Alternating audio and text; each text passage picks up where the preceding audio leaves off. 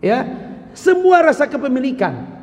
Seorang pejabat kalau ketika dia menjabat dia lupa bahwa itu bukan kepemilikan, itu titipan. Kalau titipan beda dengan kepemilikan. Semua orang yang merasa memiliki beda. Ustadz, kenapa memiliki tidak boleh? Karena yang merasa memiliki ketika sampai pada titik yang over, maka dia bisa menjadi seperti Fir'aun. Fir'aun itu kenapa keluar dari mulutnya ana rabbukumul a'la, saya Tuhanmu lah yang paling tinggi? Karena dia merasa dia punya segalanya. Itu dia. Makanya pejabat itu Pak, kalau terlalu lama menjabat cenderung jadi Fir'aun. Cenderung. Makanya kenapa dibatasi 2 periode. Karena biasanya orang-orang di sekitar itu, aduh Ustadz sudah mulai berani sekarang ya, Masya Allah ya. Barusan saja dari PT Pertamina membatalkan, Ustadz mohon maaf, ceramah Ustadz besok tidak jadi. Masya Allah ya. Lihat baik-baik Pak, kalau orang terlalu memiliki kekuasaan, cenderung orang-orang di sekitarnya asal Bapak senang. Makanya kenapa jabatan itu harus dibatasi. Karena orang akan ternina bobo dengan jabatan, seakan-akan dialah yang memiliki jabatan itu. Padahal jabatan itu titipan. Masya Allah. Tapi Ustadz, kalau jabatan hilang wajarlah. Dulu juga saya bukan pejabat. Tapi kalau sampai kehilangan anak Ustadz, berat Ustadz. Apalagi kalau anak itu satu-satunya, berat.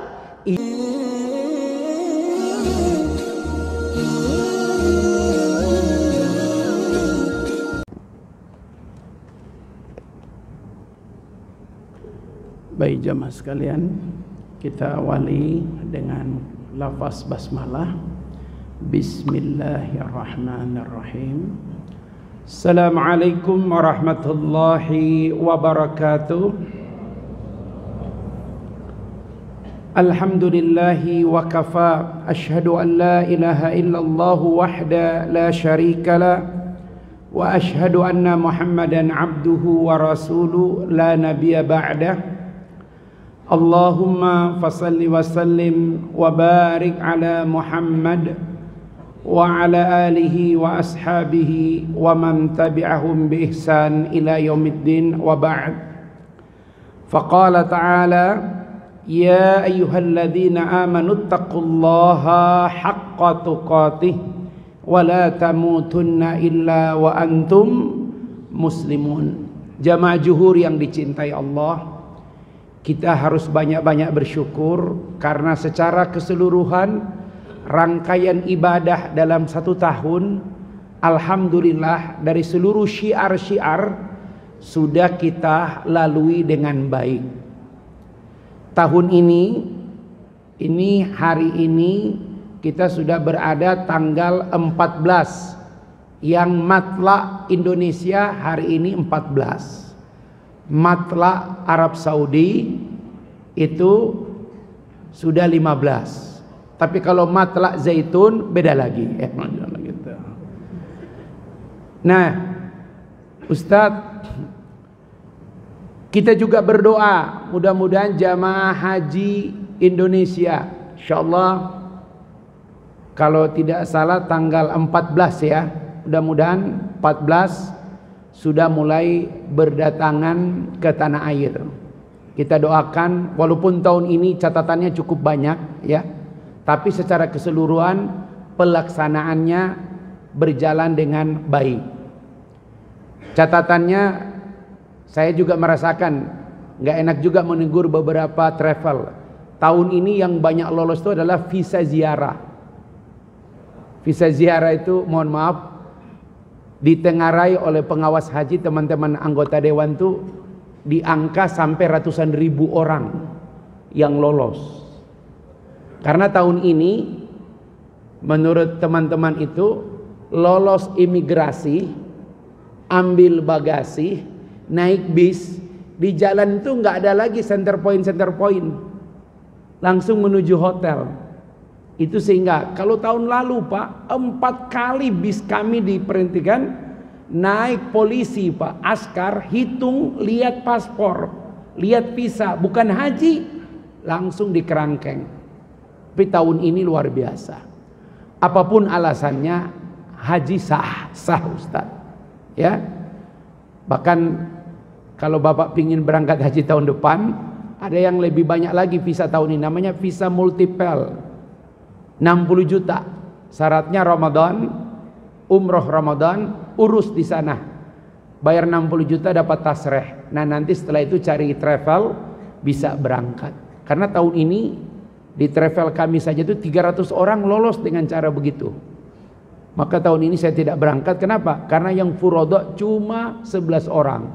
Ustadz, terpaksa Ustadz tidak berangkat. Kenapa? Yang 11 ini kami titip ke konsorsium, begitu. Karena kalau 11 tekor memberangkatkan 1 orang Ustadz, ya begitu. Jadi kalau yang mau berangkat haji serius tahun depan, umroh Ramadan, bayar tasreh 60 juta, setelah itu boleh bahkan pakai tiket sendiri juga boleh. Karena tahun ini tidak lagi muassasah yang mengurus. Sejak tahun ini corporate, ya, diserahkan memang bisnis ansih haji itu. Benar-benar ya corporate yang ngurus. Mudah-mudahan insyaallah tahun depan bisa pergi haji. Banyak juga ya, Masya Allah.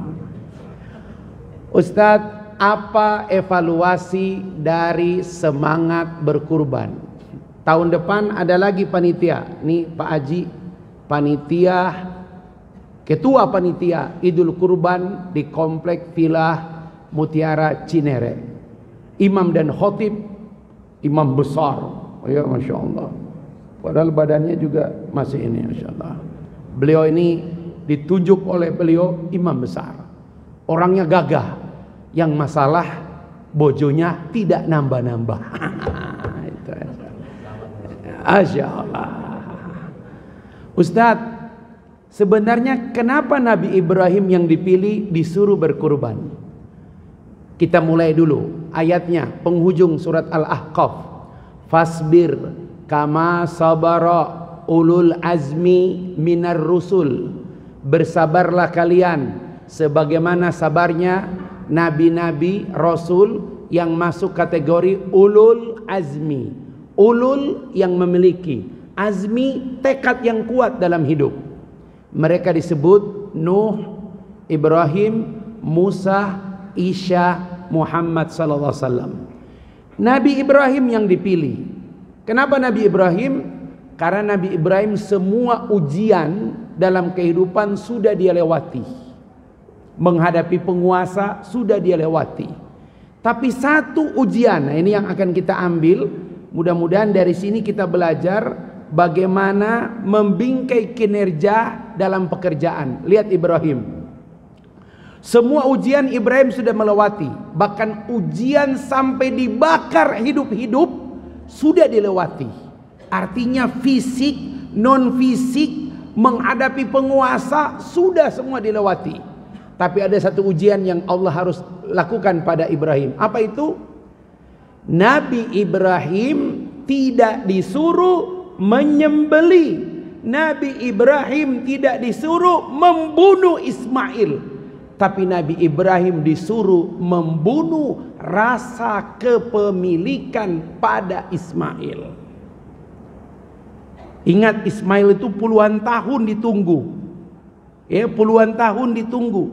Bahkan ketika lahir Ismail, Ismail ditinggalkan dengan ibunya di depan Ka'bah.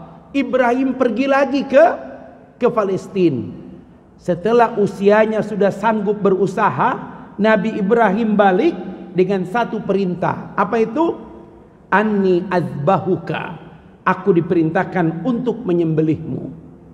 Camkan baik-baik. Kenapa Allah tidak menyuruh Ibrahim membunuh Ismail? Yang Allah suruh adalah Ibrahim membunuh rasa kepemilikannya terhadap anak. Bro, antum kehilangan jabatan masih kuat. Antum kehilangan harta masih kuat, tapi kalau kehilangan keluarga berat, bro. Kira-kira mana lebih berat? Istri meninggal atau anak meninggal? Mana lebih berat? Ji, istri meninggal. Istri. Benar, Ji. Udah tua juga. Mana lebih berat, Ji? Istri yang meninggal atau anak yang meninggal? Istri. Lebih berat apa lebih ringan? Lebih ringan. Setuju, Masya Allah. Tolong di skip ya, Masya Allah. Kalau yang sudah mau pensiun jawabannya begitu biasanya. Tapi kalau yang masih baru tergantung Ustaz. Jadi teman-teman coba perhatikan baik-baik. Tidak ada seseorang yang hidupnya tidak berat, kemudian bawaannya stres, bawaannya target, kecuali Anda hidup dengan perasaan kepemilikan. Orang yang berat berkurban itu karena dia merasa bahwa tabungannya, depositonya, dolarnya itu miliknya. Itu penghalang semua ibadah. Rasa kepemilikan. Seperti ibu-ibu yang tidak mau membagikan suaminya, itu juga rasa kepemilikan. Itu dia. Masya Allah. Ini jangan jaga di TikTok ya, Masya Allah. TikTok kemarin aja sudah jadi masalah. Ya, semua rasa kepemilikan. Seorang pejabat, kalau ketika dia menjabat dia lupa bahwa itu bukan kepemilikan, itu titipan. Kalau titipan beda dengan kepemilikan. Semua orang yang merasa memiliki beda. Ustadz, kenapa memiliki tidak boleh? Karena yang merasa memiliki ketika sampai pada titik yang over, maka dia bisa menjadi seperti Fir'aun. Fir'aun itu kenapa keluar dari mulutnya, ana rabbukumul a'la, saya Tuhanmu lah yang paling tinggi. Karena dia merasa dia punya segalanya. Itu dia. Makanya pejabat itu Pak, kalau terlalu lama menjabat cenderung jadi Fir'aun. Cenderung. Makanya kenapa dibatasi 2 periode. Karena biasanya orang-orang di sekitar itu, waduh, Ustadz sudah mulai berani sekarang ya, Masya Allah. Ya, barusan saja dari PT Pertamina membatalkan, Ustadz mohon maaf, ceramah Ustadz besok tidak jadi. Masya Allah. Ya, lihat baik-baik Pak. Kalau orang terlalu memiliki kekuasaan, cenderung orang-orang di sekitarnya asal Bapak senang. Makanya kenapa jabatan itu harus dibatasi. Karena orang akan ternina bobo dengan jabatan, seakan-akan dialah yang memiliki jabatan itu. Padahal jabatan itu titipan. Masya Allah. Tapi Ustadz, kalau jabatan hilang wajarlah. Dulu juga saya bukan pejabat, tapi kalau sampai kehilangan anak Ustadz, berat Ustadz. Apalagi kalau anak itu satu-satunya, berat. Itulah makanya Ibrahim diuji paling tinggi dengan disuruh menyembelih Ismail. Itu dia Pak. Kalau anak mah 13, satu disuruh sembelih agak mendingan Pak. Masya Allah. Apalagi perintah Allah, ini anak puluhan tahun dinantikan, pas ada ya, kemudian disuruh menyembelih. Itulah ujian. Nggak ada ujian kalau ringan. Ya, makanya bapak-bapak sekalian, hati-hati dengan rasa memiliki. Bro, lihat ayat berikut ini. Walladzi akhraja min butuni ummahatikum la ta'lamuna syai'a. Kamu waktu dikeluarkan dari perut ibumu tidak tahu apa-apa. Tidak punya apa-apa. Angkat tangan waktu keluar dari rahim ibu udah punya dolar. Angkat tangan. Enggak. Waktu kita lahir makanya kita menangis. Kenapa? Ternyata ketika lahir di dunia itu susah. Enggak punya apa-apa. Modal kita cuma 3. Dia berikan kepada kita pendengaran. Dia berikan kepada kita penglihatan. Dia berikan kepada kita hati. Apa kata Allah di ujung ayat itu? la'allakum tashkurun, agar supaya kamu bersyukur. Apa makna bersyukur? Tahu diri kamu tuh bukan siapa-siapa, kamu tidak punya apa-apa, kamu tidak tahu apa-apa. Setelah kau tumbuh, itu semua karunia dari Allah. Makanya kalau ada orang pelit, Masya Allah, orang pelit itu adalah orang yang tidak memahami bahwa sebenarnya dia tidak memiliki apa-apa. Titipan, Pak. Makanya mohon maaf ini, yang sudah mendekati MPP, sudah mendekati MPP, berapa tahun lagi? Oh, udah pensiun ya, cuma dikaryakan lagi ya, begitu. Berarti Anda orang baik, gitu. Tanda orang baik, bojomu satu, betul? Iya, karena Anda lebih fokus pada pekerjaan, bukan cari istri lagi. Beda yang di depan Anda, itu beda, Masya Allah. Begitu. Jadi, bapak-bapak coba kita lihat, gaji, tunjangan, apalagi tambahan penghasilan, bisnis, bro. Jangan membuat Anda merasa tabungan atas nama dirimu, deposito atas nama dirimu, mobil atas nama dirimu, rumah atas nama dirimu, tanah ruko atas nama dirimu itu milikmu. Tidak, bro. Ya, ada jamaah usia 36 tahun, ya, lagi bagus-bagus karirnya, cuma merasa sakit perut. Dia tahan, gak ngasih tahu istrinya, sampai dia jatuh, dibawa ke rumah sakit Hermina, langsung meninggal. Rumahnya, mobilnya semua hilang. Hati-hati, hati-hati, jangan sampai kematian menyadarkan padamu kamu tidak memiliki apa-apa.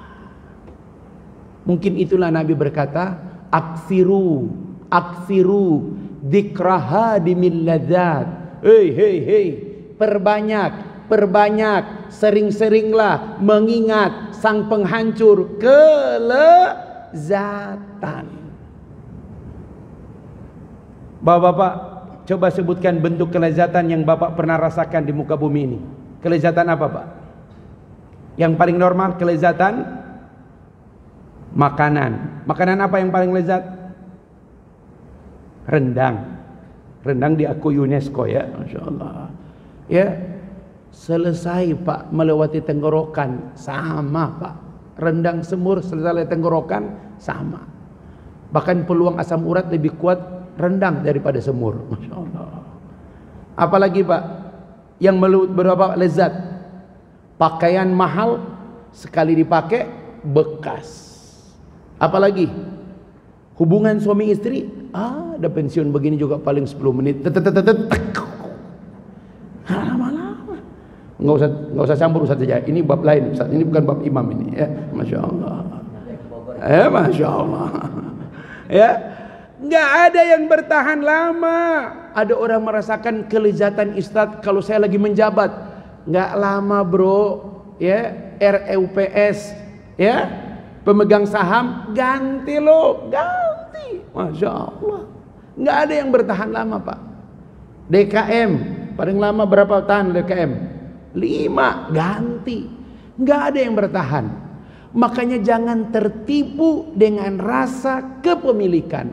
Ibnu Qayyim al-Jauziyah menyebutkan manusia itu ketika dia punya rasa memiliki, maka dia bisa sampai pada titik di mana dia ingin seperti Tuhan. Contohnya Fir'aun.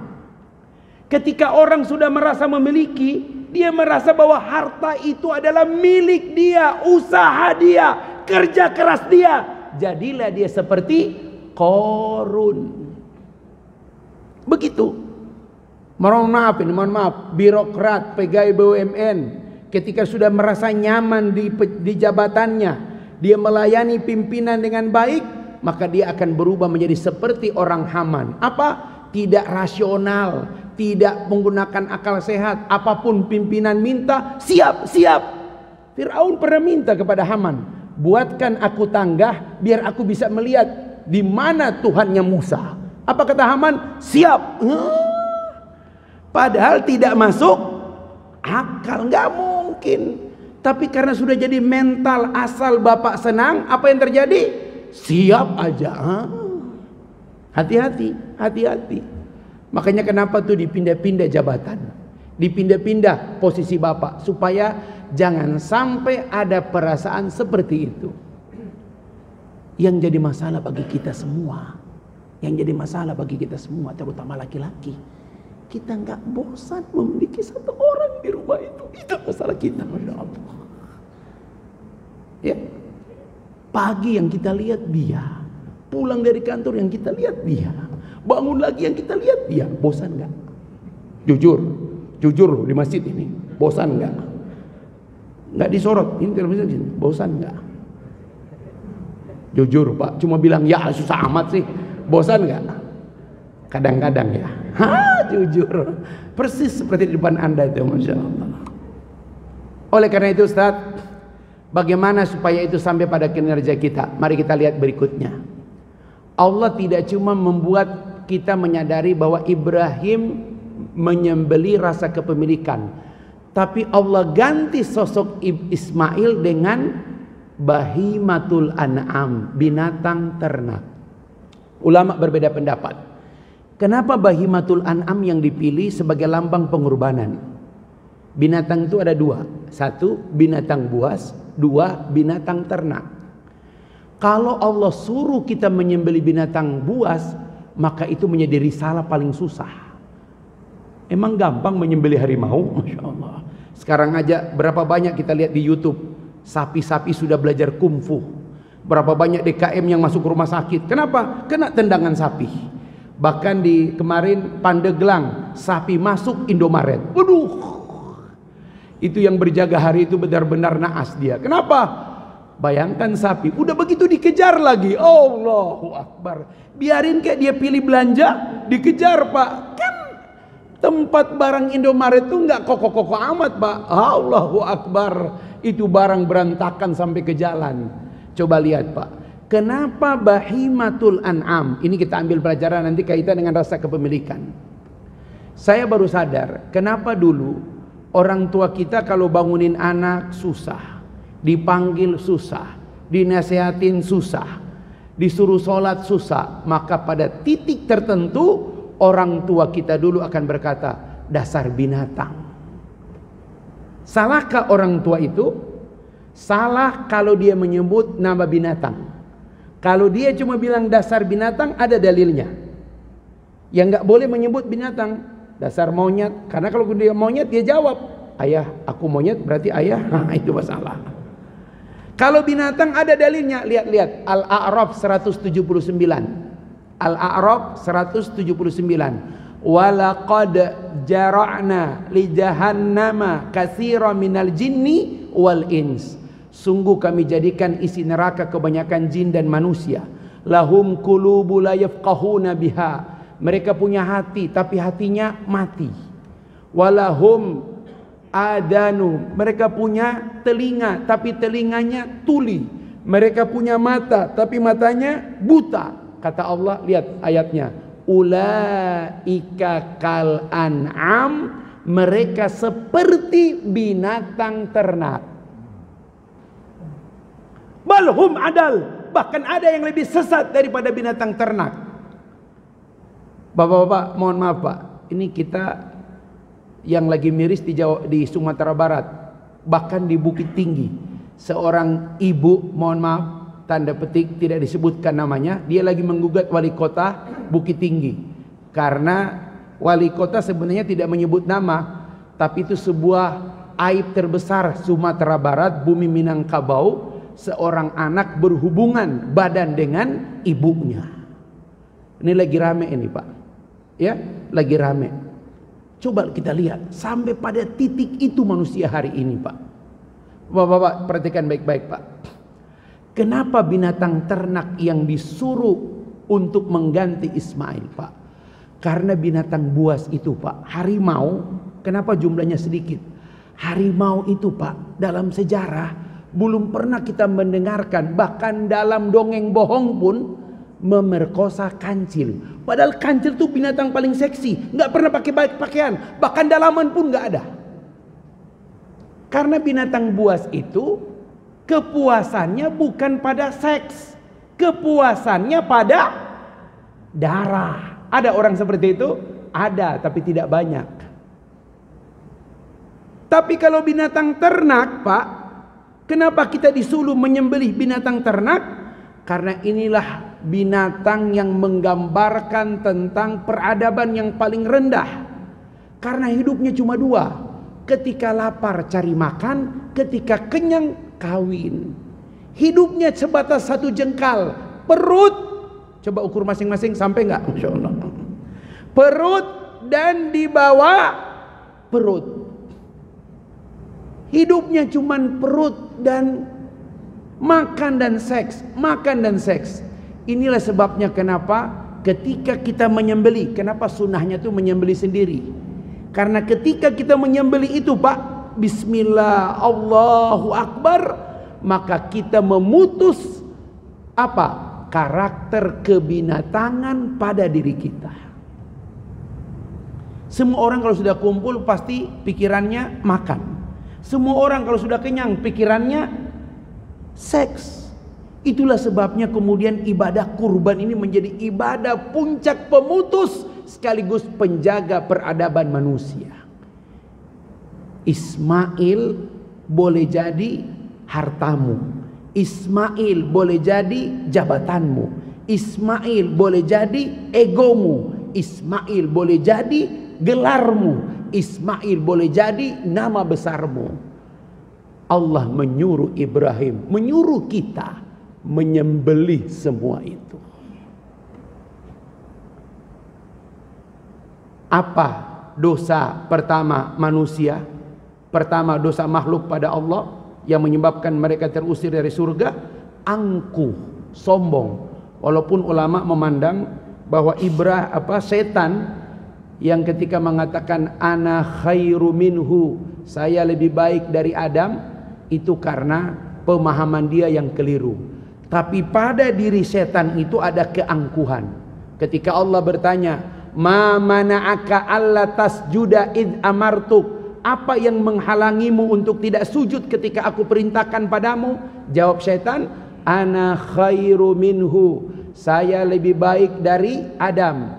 Khalaqtahu min tin wa khalaqtani min nar, aw khalaqtani min nar wa khalaqtahu min tin. Aku engkau ciptakan dari api, dia engkau ciptakan dari tanah. Inilah kesalahan kesalahan syaitan. Dia menganggap asal usul itu bisa membuat orang lebih baik dari yang lain. Keliru. Tetapi kata ulama, dosa pertama dia adalah keangkuhan. Dan semua orang yang merasa memiliki, semua orang yang merasa memiliki, maka dia cenderung angkuh. Mohon maaf, jangan tersinggung. Baru belajar dikit, sudah punya tahu dalil, agak lebih angkuh ketimbang yang lain. Orang salah aja dikit, nggak begitu naruh tangannya, Masya Allah. Kalau motivasinya menasihati, bagus. Tapi jangan sampai kita menasihati orang, ada perasaan merasa kita lebih tahu dari dia. Fitnah seorang ustadz itu, Pak, bukan ceramahnya dibatalin. Tapi fitnah seorang ustadz itu ketika dia ceramah, orang tepuk tangan. Tanpa sadar, ini kan kita nggak ada spon di sini. Yang ada spon bawa ibu-ibu biasanya. Kemudian dia merasa besar. Fitnah seorang ustadz itu, Pak, ya, ketika followersnya banyak banget. Saja ya, sampai hari ini nih petugas pajak masih mencari itu. Ustadz, ini di TikTok Ustadz 1,9 M. Ini gimana Ustadz? Saya bilang cari akunnya, temuin orangnya, urus dengan dia. Kenapa? Karena saya sampai hari ini tidak mendapatkan faedah dari 1,9 M ya, orang yang melihat ceramah saya bilang. Gitu, Pak. Sekarang petugas pajak kalau ada yang tiba-tiba sudah 1 juta sekian disamperin sama petugas pajak, Pak. SPT isi enggak? Habis. Gitu, Pak. Enggak boleh kita merasa itu, Pak. Karena itulah yang kita sembeli. Jadi menyembelih kurban, Pak, itu adalah menyembelih rasa kepemilikan, rasa besar kita. Karena Allah tidak suka dengan orang yang merasa besar itu. Makanya ketika kita sholat tadi, imam cuma 2 kalimat yang menyelah kalimat ini. Cuma sami Allahu liman hamida dan assalamualaikum. Tapi mulai dari sholat semua mengakui Allahu Akbar. Hanya Allah yang besar, semua kita kecil. Apa makna terdalam? Hanya Allah yang memiliki, kita tidak punya kepemilikan. Walillahi mulkus samawati wal ard. Kepunyaan Allah, apa yang ada di langit dan apa yang ada di bumi. Ada jamaah, mohon maaf Pak, pulang dari haji, benar-benar habis benar-benar. Waktu ditanya, Ji, gimana antum? Alhamdulillah Ustadz, sudah kembali kepada tempat yang sebenarnya. Masya Allah. Kenapa? Dia haji furoda bayar 1,2 M karena berdua. Karena travel itu tidak mau menerima seorang, harus pasangan. 600 juta. Kalau berdua 1,2 M. Sekarang kami lagi diskusi, apa hukumnya mengambil keuntungan yang besar bagi jamaah haji. Kenapa? Karena kami tahu berapa tiket, berapa biaya hotel, berapa bayar maktab, kami tahu. Dan kalau 600 juta, kami udah bayangan, Masya Allah itu satu orang. Kalau 2 orang berapa untungnya? Ya, saya bilang sama dia, gimana antum? Memang Ustaz, lihat apa namanya, saldo Anda tinggal begini. Terus gimana? Alhamdulillah Ustaz, sudah kembali ke tempat yang sebenarnya. Berarti apa? Dia memilih haji furodo dengan mengeluarkan tabungan sampai memangkas yang paling ini, tapi dia sadar sudah kembali ke tempat sebenarnya. Masya Allah. Sama dengan dulu ada seorang wanita yang masyhur, ketika suaminya pulang, ya, dia layani suaminya sampai berhubungan badan, ya, sudah selesai. Ketika suaminya tanya, di mana anak kita? Apa jawab dia? Wahai suamiku, jika ada orang menitipkan barang berharga bagi kita dan kemudian barang berharga itu diambil dari kita, apakah kita rela? Suaminya tidak jawab. Suaminya cuma berkata, Subhanallah, Maha Suci Allah yang telah melindungi aku dengan seorang istri yang benar-benar memahami tentang qada dengan ketentuan Allah. Cuman menangis suaminya. Berarti anak kita sudah tidak ada lagi ya. Masya Allah, luar biasa. Orang semua sadar itu titipan. Makanya kenapa dalam Islam kalau meninggal itu ucapan pertama kita adalah qadarullah wa masya. Ini ketetapan Allah dan kehendaknya. Kita nggak bisa. Kenapa? Karena kita juga nggak punya apa-apa dulu. Makanya antum kalau udah pensiun kemudian masih diajak, orang baik antum. Karena ada orang yang masih kerja dipaksa pensiun masalahnya. Kenapa? Masalah. Insya Allah. Antum sudah pensiun masih diajak, berarti antum orang baik. Begitu. Baik, ada pertanyaan antum dulu deh. Ada pertanyaan khusus? Kemarin kurban? Oh, nggak di kantor. Di itu 1/7 sapi apa 1 ekor kambing? 1/7. Alhamdulillah. Saya ini versi saya, mohon maaf ini versi saya. Mohon maaf Bapak-bapak. Kalau memang sudah terlambat tahun depan banyak berdoa Pak, mudah-mudahan ada umur. Kalau 1 tahun kalender dari Muharram sampai Zulhijjah, Pak, 19 Juli sudah 1 Muharram, tahun baru Islam 1445 Hijriah. Kalau tahun lalu Pak, dari Muharram sampai Zulhijjah, rasa-rasanya ibadah kita masih banyak kurang Pak. Mohon maaf Pak, versi saya ini, 1 ibadah yang nutupin semua kekurangan pahala, kurban. Masya Allah. Kurban. Kata Nabi, 2. Sebelum darah itu menyentuh tanah, orang yang berkurban pahalanya sudah diterima. Tak ada pahala yang lebih cepat diterima kecuali pahala kurban. 2. Amerika, Spanyol, Selandia Baru, kemudian Australia, 4 negara yang paling besar peternak sapi domba. Sampai hari ini mereka belum menemukan alat yang bisa menghitung berapa jumlah bulu yang menempel pada 1 domba.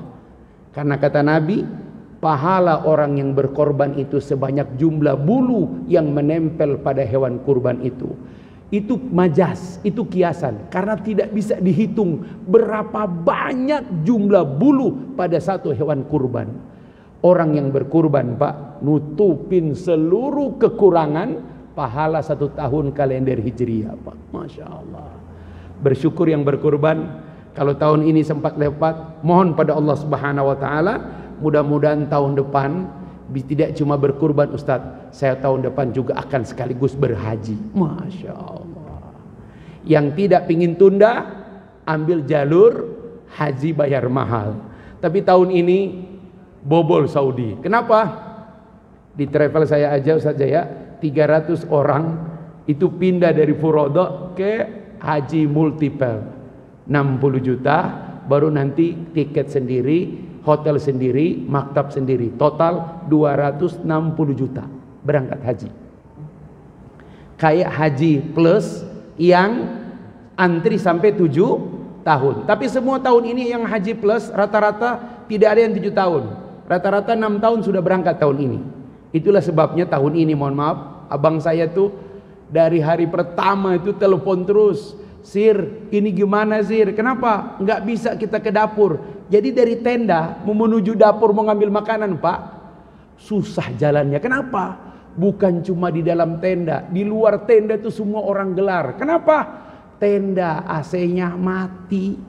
Udah begitu panasnya, minta ampun. Maka orang lebih baik pilih di luar. Masya Allah. Itu kasur 40-50 cm itu.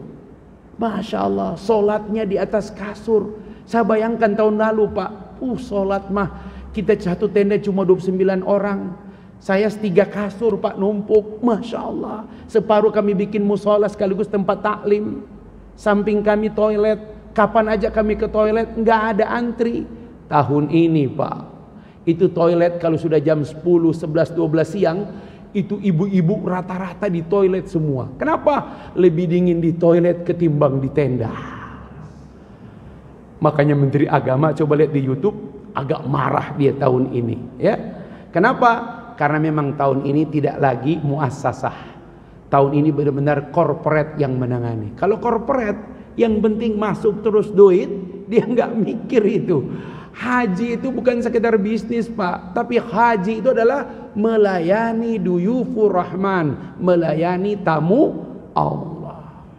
Kayaknya kalau Indonesia yang jadi panitia, kayaknya sih ya, Masya Allah. Terserah antum jawabnya ya, Masya Allah begitu. Tapi kalau diserahkan ke PT Angkasa Pura, pasti akan lebih baik insya Allah. Bro, kalau pingin bagus kinerja, gaji itu bukan milik lo. Jadi kalau antum baru terima amplop tambahan bonus, sampai rumah istri tanya, ayah ada bonus nggak? Ada. Nggak usah antum merasa, tapi kan punya ayah yang kerja. Keliru Anda berpikir. Kenapa? Boleh jadi bonus itu rizki istri. Ya, kalau 2 bonus mungkin ada 1 lagi. Ayah, Masya Allah, banyak-banyak berdoa ya. Mudah-mudahan banyak bonus, banyak. Antum yang jawab ya, tanggung jawab antum, Masya Allah. Baik, Pak. Kita ada yang tanya? 1? Biasa ada yang di sini nggak hadir dia ya. Ya, baik, kita cukupkan. Mudah-mudahan Allah Subhanahu wa taala memberi kita kesempatan. Pertama, ya Allah, beri kami kesempatan pergi haji, ya Allah, wukuf di Arafah. Ya Allah, beri kami kesempatan tahun depan berkurban lagi. Dan beri kami kesempatan, kesadaran bahwa apa yang kau berikan pada kami adalah titipan, bukan kepemilikan. Allahumma rzuqna taubatan nasuha. Allahumma inna nas'aluka min husnil khatimah. Rabbana taqabbal minna innaka antas sami'ul alim. Tub alaina innaka antat tawwabur rahim. Walhamdulillahi rabbil alamin. Wallahu muwafiq ila aqwamit thariq billahi fi sabil haq. Assalamualaikum warahmatullahi wabarakatuh.